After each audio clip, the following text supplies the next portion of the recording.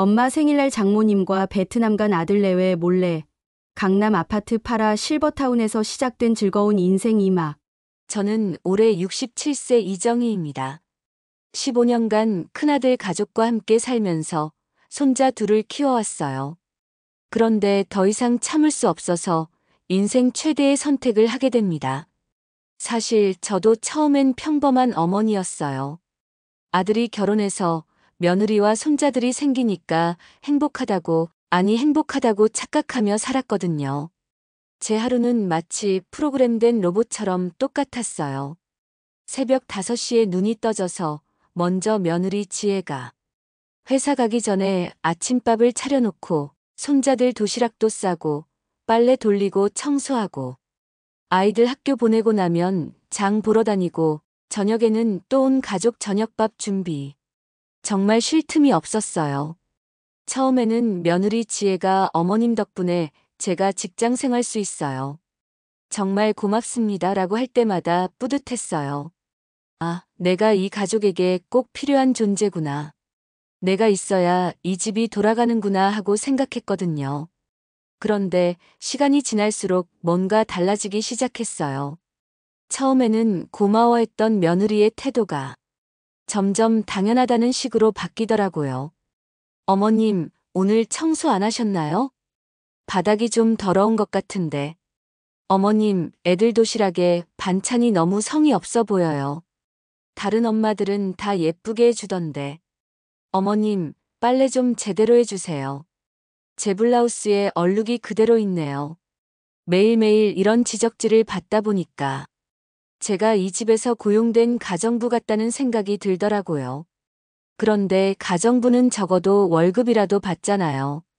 더 가슴 아픈 건 손자들까지 저를 우습게 보기 시작한 거예요.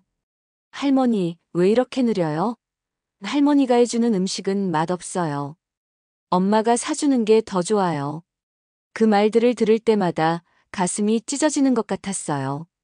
내가 정성껏 돌봐준 손자들인데. 그런데 진짜 충격적인 건 따로 있었어요. 어느 날 우연히 아들 성민이가 며느리와 나누는 대화를 들었거든요. 여보, 엄마 용돈 얼마나 드려? 어머니가 알아서 쓰시는 거 아니에요?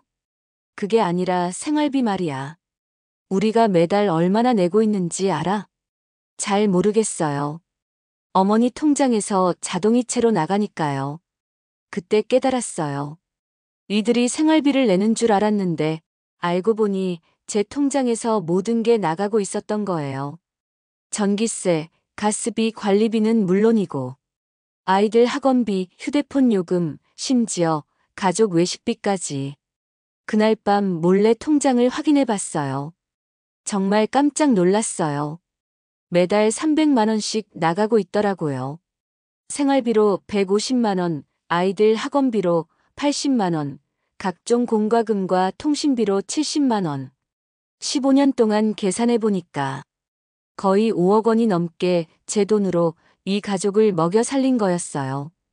그런데도 이들은 제게 고마워하기는커녕 오히려 더 많이 요구하기만 했어요. 어머님, 애들 영어 학원도 좀 더 좋은 데로 보내고 싶은데. 어머님, 우리 가족여행 갈 때 경비 좀 보태주실 수 있으세요? 저는 바보였어요. 이들이 저를 사랑해서 함께 사는 줄 알았는데 알고 보니 제 돈 때문이었던 거예요. 결정적인 계기는 제 67번째 생일이었어요. 며칠 전부터 기대를 하고 있었거든요. 아들 성민이가 엄마 생일에 뭔가 특별한 걸 해드리고 싶어요라고 했으니까요. 생일 전날 오후 가족들이 모두 짐을 싸고 있더라고요. 혹시 어디 좋은 곳에 가족여행을 가는 건가 싶어서 물어봤어요. 성민아, 우리 어디 가는 거니? 아, 엄마. 저희 지혜 부모님이랑 베트남 여행 가기로 했어요. 6박 7일. 엄마는 몸도 불편하신데 집에서 편히 쉬세요. 여행은 힘드실 거예요. 그 순간 머릿속이 하얗게 됐어요. 내 생일인데 나만 빼고 여행을 간다니요? 그럼 내 생일은? 엄마, 돌아와서 맛있는 거 사드릴게요. 미안해요. 정말 어이가 없었어요. 돌아와서 맛있는 거 사준다고. 15년 동안 이 가족을 위해 모든 걸 바쳤는데 내 생일에 나만 혼자 집에 남겨두고 떠난다고? 그러면 적어도 여행비는 너희 돈으로 가니? 엄마, 그런 말씀 하지 마세요. 가족인데 그런 걸 따져요? 가족이라고. 가족이면 생일인 사람을 혼자 두고 가나요? 그것도 내 돈으로요. 그렇게 이들은 아무렇지도 않게 떠났어요. 현관문이 닫히는 소리를 들으면서 저는 처음으로 제 처지를 정확히 깨달았어요. 나는 이 가족에게 돈만 뽑아가는 ATM 기계일 뿐이구나. 혼자 남은 집에서 제 통장을 다시 자세히 살펴봤어요. 정말 치밀하더라고요. 제 모르게 자동이체로 설정해 놓은 게 얼마나 많은지. 아들 명의로 된 신용카드 대금까지 제 통장에서 나가고 있었어요. 그날 밤 생일 케이크도 없이 혼자 라면을 끓여 먹으면서 결심했어요. 이제 됐어. 정말 끝이야. 다음 날부터 저는 행동에 옮겼어요. 먼저 은행에 가서 모든 자동이체를 해지했어요. 생활비, 학원비, 공과금, 통신비, 신용카드 대금까지 모든 걸 끊어버렸어요. 은행 직원이 놀라더라고요. 어머님, 이렇게 많은 자동이체를 한 번에 해지하시면 괜찮아요. 다 끊어주세요. 그 다음에는 부동산에 연락했어요. 제가 살던 아파트는 제 명의였거든요. 남편이 돌아가시기 전에 제 이름으로 해놓은 거였어요. 집을 팔고 싶은데요. 어떤 집이세요? 강남구 대치동 아파트 34평형이요. 부동산 중개인이 깜짝 놀라더라고요. 어머님, 그 아파트면 시세가 30억은 넘을 텐데요. 정말 파실 거예요? 30억. 그동안 제가 얼마나 큰 집에서 이들을 공짜로 재워줬는지 그때 깨달았어요. 네, 빨리 팔아주세요. 가족분들은 아시나요? 제 집이니까 제가 알아서 해요. 집을 내놓자마자 구매자들이 줄을 섰어요. 강남 대치동이니까 당연했죠. 사흘 만에 매수자가 나타났어요. 젊은 부부였는데 아이 교육 때문에 강남으로 이사 오려고 한다더라고요. 계약하는 날 손이 떨렸지만 마음만은 확고했습니다. 67년을 살면서 이렇게 큰 결정을 혼자 내려본 적이 없지만 이상하게도 후련하기도 하고 마음이 편해지더라고요. 할머님, 언제까지 나가실 건가요? 일주일 안에 나갈게요. 아들 가족이 베트남에서 돌아오기 하루 전에 계약을 마치고 제 적금과 주식도 모두 정리했어요. 남편이 보험으로 남겨준 돈까지 합치니까 총 35억 정도였고 평생 모은 돈이니까 적지 않은 액수라면 꽤 크다 생각했어요. 이제 이사를 준비해야 했어요. 핸드폰으로 전국의 실버타운을 찾아봤어요. 그러다가 충청남도 부여에 있는 노인 공동주택을 발견했어요. 행복마을이라는 곳이었는데 60세 이상 어르신들만 살 수 있는 아파트형 주택이었어요. 홈페이지를 보니까 정말 좋아 보였어요. 각자 독립된 원룸에서 살면서도 공동식당과 휴게실, 운동시설, 텃밭까지 있었어요. 무엇보다 같은 또래 어르신들과 함께 살 수 있다는 게 마음에 들었어요. 전화해서 문의해보니까 입주금 3천만 원에 월 관리비 50만 원이면 된다고 하더라고요. 강남 아파트 월세만 300만 원인데 여기는 모든 게 포함돼서 50만 원이라니. 바로 계약하고 싶어요. 어머님, 한번 보고 결정하세요. 아니에요. 바로 할게요. 그렇게 계약금을 입금했어요. 그리고 이사업체에도 연락했어요. 15년간 살면서도 제 물건은 정말 별로 없더라고요. 옷 몇 벌과 책 좀, 그리고 제가 아끼던 화분들이 전부였어요. 베트남 여행을 간 아들 가족이 돌아오는 날을 계산해 보니까 정확히 4일이었어요. 마지막 4일 동안 저는 이 집에서의 추억들을 정리했어요. 처음 며느리가 이 집에 왔을 때, 손자들이 태어났을 때, 가족들과 함께했던 순간들. 좋았던 기억들도 많았어요. 하지만 더 이상 여기에 매여 살 수는 없었어요.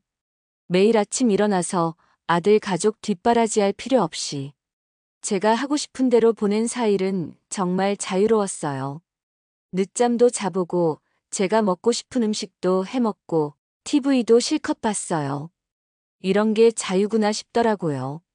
드디어 이사하는 날 아침이 왔어요. 이사업체 아저씨들이 와서 제 짐을 싸는 걸 보니까 정말 허무하더라고요.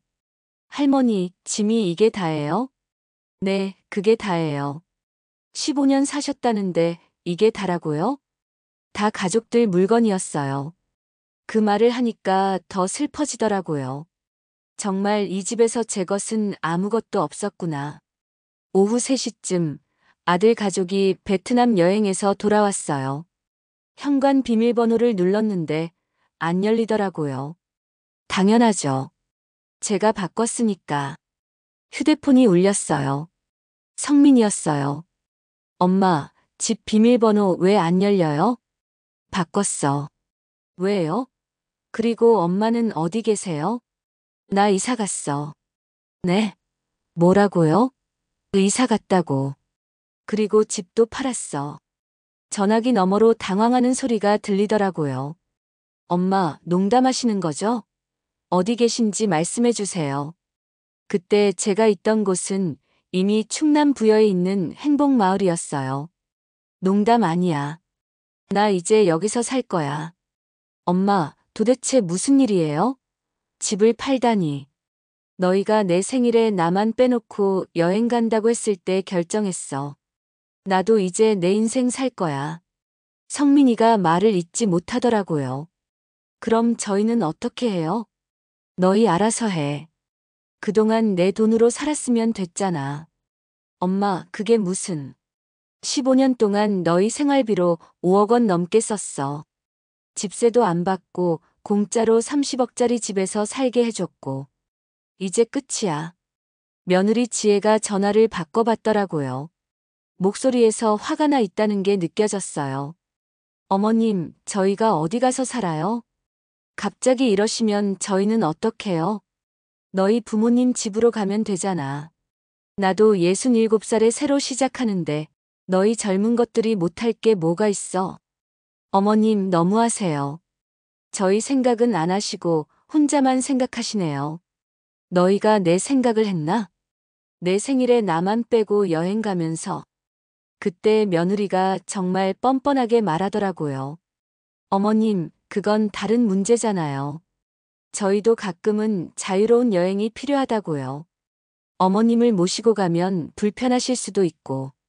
불편하다고. 15년 동안 이 가족 뒷바라지하느라 내가 얼마나 불편했는데. 그리고 어머님, 집을 파시면 저희는 정말 어떻게 해요? 아이들 학교도 바꿔야 하고 이사 비용도 없고.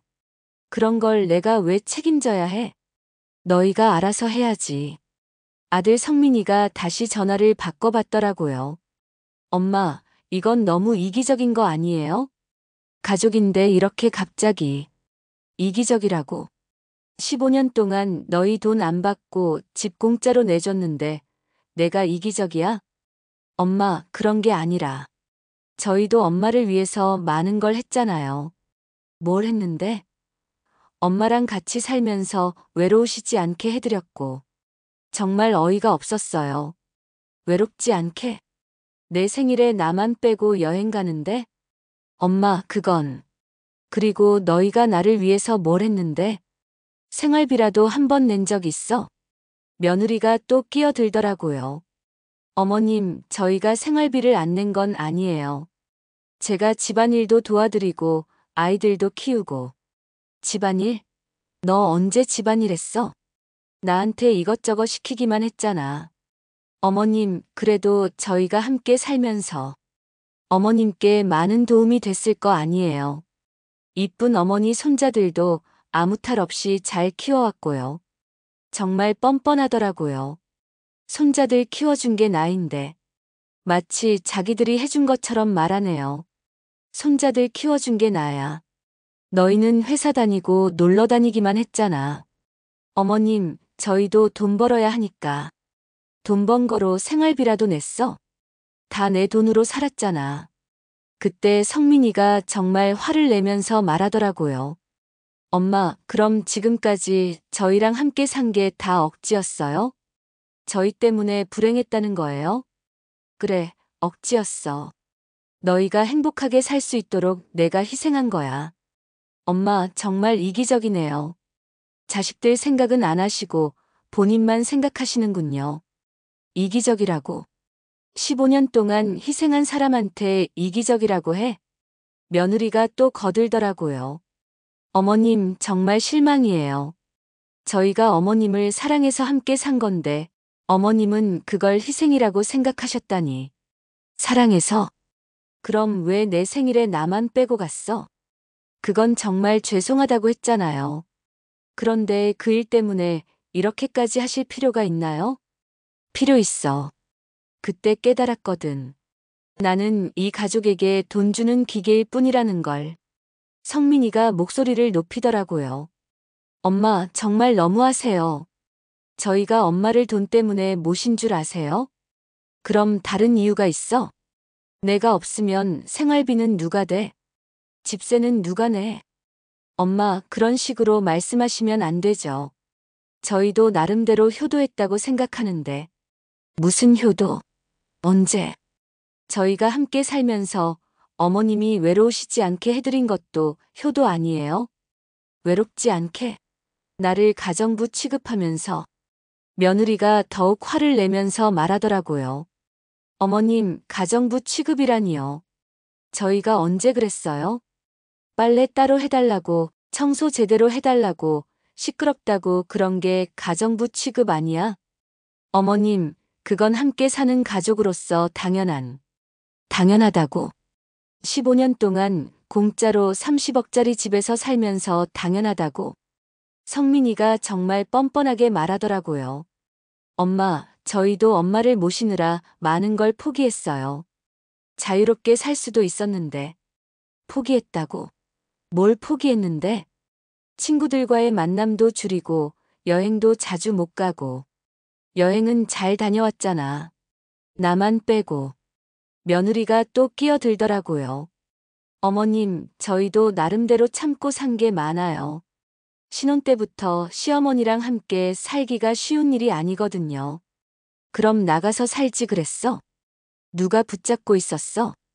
어머님이 저희를 필요로 하시는 것 같아서. 내가 언제 필요하다고 했어? 너희가 돈 때문에 안 나간 거지. 정말 화가 났는지 성민이가 소리를 지르더라고요. 엄마, 정말 그렇게 생각하세요? 저희가 엄마 돈 때문에 함께 산 거라고. 그게 아니면 뭐야? 다른 이유가 있어? 엄마를 사랑해서 효도하고 싶어서 함께 산 거예요. 사랑이라고. 효도라고. 웃기지 마. 진짜 사랑했으면 내 생일에 혼자 두고 가겠어? 며느리가 정말 뻔뻔하게 말하더라고요. 어머님, 그 일은 정말 죄송하다고 했는데 왜 계속 그 얘기만 하세요? 그때 깨달았거든. 너희가 나를 어떻게 생각하는지. 어머님, 저희가 어머님을 어떻게 생각한다는 거예요? 짐이라고 생각하잖아. 불편한 존재라고. 성민이가 또 소리치더라고요. 엄마, 언제 그런 말 했어요? 엄마를 짐이라고 한 적 없어요. 말로는 안 했지만 행동으로 다 보여줬잖아. 무슨 행동이요? 내가 아플 때도 집안일 걱정부터 하고 내 생일에는 나만 빼고 여행 가고. 며느리가 정말 화가 났는지 목소리가 떨리더라고요. 어머님, 저희가 완벽하지 못했을 수도 있어요. 하지만 이렇게 갑자기 집을 팔아버리시는 건 너무 심한 거 아니에요? 심하다고. 15년 동안 공짜로 살았으면 이제 나가야지. 저희가 공짜로 산 게 아니에요. 저희도 나름대로. 뭘 했는데? 구체적으로 말해봐. 잠시 침묵이 흘렀어요. 할 말이 없나 봐요. 그때 성민이가 정말 뻔뻔하게 말하더라고요. 엄마, 그래도 저희가 엄마와 함께 살면서 엄마가 외로우시지 않게 해드린 것도 큰 도움 아니에요? 외롭지 않게? 나를 무시하고 함부로 대하면서. 엄마, 언제 무시했어요? 매일 무시했잖아. 내 말은 들으려고도 안 하고 며느리가 또 끼어들더라고요. 어머님, 저희도 어머님 말씀 잘 들었어요. 어머님이 하라는 대로 다 했고 내가 언제 뭘 하라고 했어? 너희가 시킨 대로 내가 다 했지. 어머님, 그런 식으로 말씀하시면 사실대로 말하는 거야. 나는 이 집의 가정부였어. 무급 가정부. 성민이가 정말 화를 내면서 말하더라고요. 엄마, 진짜 그렇게 생각해요? 저희가 엄마를 가정부로 생각했다고. 그렇게 취급했잖아. 언제요? 매일. 청소해라, 빨래해라, 밥해라. 그게 가정부 취급 아니야? 며느리가 목소리를 높이더라고요. 어머님, 그건 가족으로서 당연한 역할 분담이었잖아요. 역할 분담? 나만 일하고 너희는 놀기만 했는데? 저희가 언제 놀기만 했어요? 저희도 열심히 일했어요. 일해서 번 돈은 너희가 다 썼잖아. 생활비는 내가 다 댔고. 정말 뻔뻔한 성민이가 말하더라고요. 엄마, 그것도 가족이니까 당연한 거 아니에요? 엄마가 우리를 도와주시는 거잖아요. 도와준다고. 15년 동안 5억 원 넘게 쓴 게 도와주는 거야? 엄마, 돈 얘기는 왜 자꾸 하세요? 가족인데. 가족이면 생일날 혼자 두고 가나? 할 말이 없어서인지. 잠시 조용하더니 며느리가 정말 화를 내면서 말하더라고요. 어머님, 정말 이기적이세요. 본인 기분 상했다고 저희 가족을 길거리에 내몰다니. 이기적이라고. 67년 동안 남을 위해서만 살아온 사람한테 이기적이라고. 어머님도 저희와 함께 살면서 행복하셨을 거 아니에요? 행복했다고. 언제? 손자들이랑 함께 있을 때. 손자들 키워준 건 나야. 너희는 맡겨놓고 놀러 다니기만 했잖아. 성민이가 정말 뻔뻔하게 말하더라고요. 엄마, 저희도 엄마한테 많은 걸 해드렸어요. 명절 때마다 선물도 사드리고. 명절 선물. 그것도 내 돈으로 산 거잖아. 내 카드로 결제했으면서. 정말 할 말이 없나 봐요. 잠시 조용하더니 며느리가 마지막으로 정말 뻔뻔하게 말하더라고요. 어머님, 아무리 그래도 이건 너무해요. 저희를 이렇게 갑자기 내쫓다니. 정말 이기적이에요. 그 순간 15년 동안 쌓였던 모든 분노가 폭발했어요. 이기적이라고. 좋아. 맞아. 나 이제 이기적으로 살 거야. 67년 동안 남을 위해서만 살았으니까. 이제는 나를 위해 살 거야. 엄마. 그리고 앞으로 모든 자동이체도 끊었으니까 알아서 해. 생활비, 학원비, 통신비 다 너희가 내야 해. 어머님, 그럼 저희가 어떻게? 15년 동안 공짜로 살았으면 이제 독립할 때도 됐잖아. 그렇게 전화를 끊었어요. 그 순간 15년 동안 쌓였던 모든 스트레스가 한꺼번에 풀리는 기분이었어요. 속이 뻥 뚫리면서도 한편으로는 서글펐어요. 내가 낳고 기른 아들이 어떻게 저렇게 뻔뻔할 수 있을까? 15년 동안 희생한 어머니한테 이기적이라고 말할 수 있을까? 하지만 후회는 없었어요. 이제야 진짜 제 인생을 찾은 기분이었거든요. 충남 부여에 도착했을 때 첫 느낌은 공기가 정말 맑다였어요. 서울의 매연 냄새에 익숙했던 제가 이렇게 깨끗한 공기를 마셔본 게 언제였을까요? 행복마을 관리소장님이 직접 나와서 맞아주시더라고요. 이정희 할머님이시죠? 환영합니다. 네, 안녕하세요. 짐이 많지 않으시네요? 네, 간단히 왔어요. 제 집은 2층에 있는 25평 원룸이었어요. 작지만 혼자 살기에는 충분했어요. 무엇보다 창문을 열면 논밭과 산이 한눈에 보이는 게 좋았어요. 할머님, 저녁 시간에 1층 공동식당에서 환영 인사드릴게요. 다른 입주민분들도 소개해드리고요. 네, 고맙습니다. 첫날 저녁 공동식당에 내려가니까 정말 많은 할머니, 할아버지들이 모여 계시더라고요. 모두들 환한 얼굴로 저를 맞아주셨어요. 새로 오신 분이에요? 서울에서 오셨다면서요? 어머, 정말 젊어 보이세요. 이런 따뜻한 인사를 받아본 게 정말 오랜만이었어요. 관리소장님이 저를 소개해 주셨어요. 이정희 할머님은 서울에서 오셨고, 앞으로 저희와 함께 지내실 예정입니다. 그때 한 할머니가 다가오셨어요. 안녕하세요. 저는 박명순이에요. 같은 2층에 살아요. 안녕하세요. 이정희입니다. 반가워요. 여기 정말 좋아요. 금방 적응하실 거예요. 저녁을 먹으면서 여러분들과 이야기를 나눴어요. 다들 비슷한 사연을 가지고 계시더라고요. 저도 며느리 눈치 보기 싫어서 여기 왔어요. 저는 혼자 사는 게 자유로워서 좋아요. 여기서는 아무도 간섭 안 하고 싶은 거 다 할 수 있어요. 그 말들을 들으니까 마음이 한결 편해지더라고요. 나만 그런 게 아니었구나. 옆에 앉으신 할머니 한 분이 말씀하시더라고요. 저도 아들 내외한테 정말 고생했어요. 손자 둘 키우면서 집안일 다 하고 생활비까지 다 제가 댔거든요. 정말요? 저랑 똑같네요. 그런데 저를 호구로만 알더라고요. 나중에는 요양원 보내려고 하는 것까지 들었어요. 다른 할머니도 거드셨어요. 요즘 젊은 것들은 정말 뻔뻔해요. 부모 돈으로 살면서 부모를 무시하고. 맞아요. 저희 때는 시부모님께 그렇게 못했는데 요즘은 진짜. 그래서 저는 과감하게 독립했어요. 여기 온 지 2년 됐는데 정말 행복해요. 저도요. 아무 눈치 안 보고 사니까 이렇게 편할 수가 없어요. 그날 밤 처음으로 제 집에서 잠을 잤어요.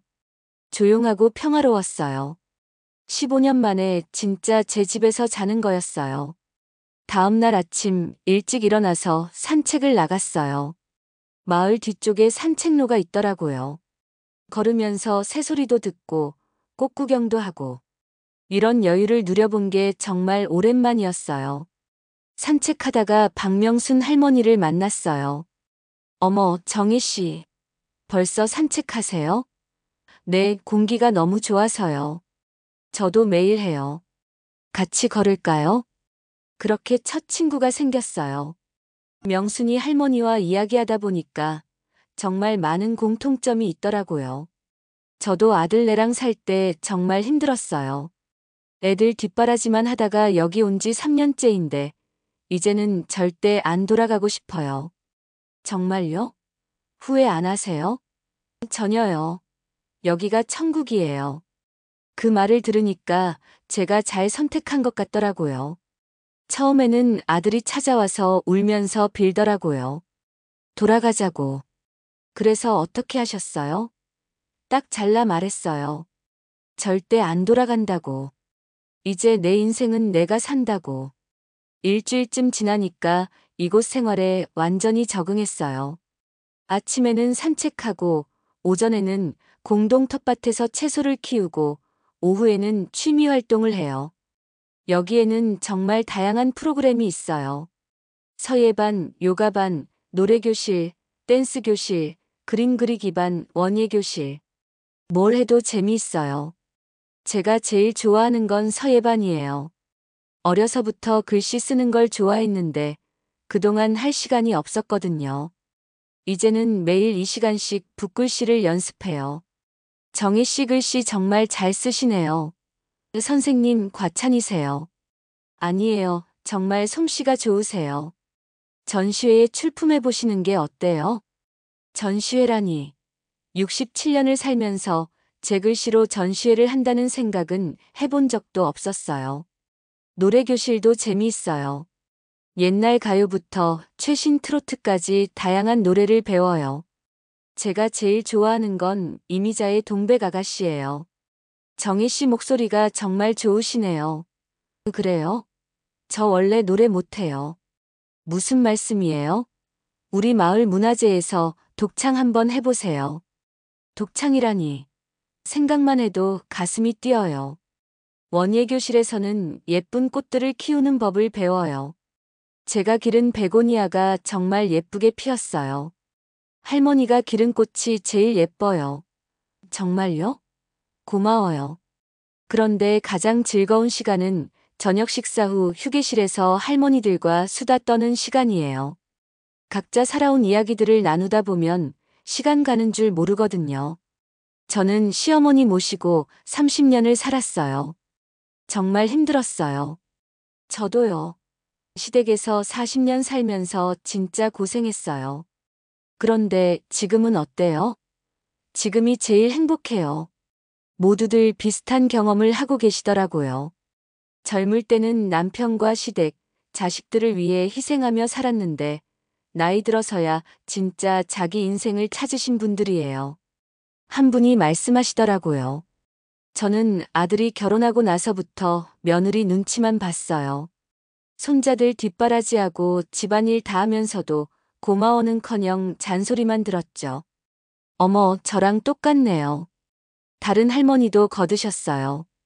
저희 며느리는 제 빨래도 따로 하라고 하더라고요. 한 집에 사는데 말이에요. 세상에, 그건 너무하네요. 그래서 결국 독립했어요. 집도 팔고 여기 왔죠. 잘하셨어요. 저도 그랬어요. 우리 나이에 이런 걱정 없이 사는 게 얼마나 좋은 건지 몰라요. 맞아요. 눈치 볼 사람도 없고, 하고 싶은 거 마음대로 하고.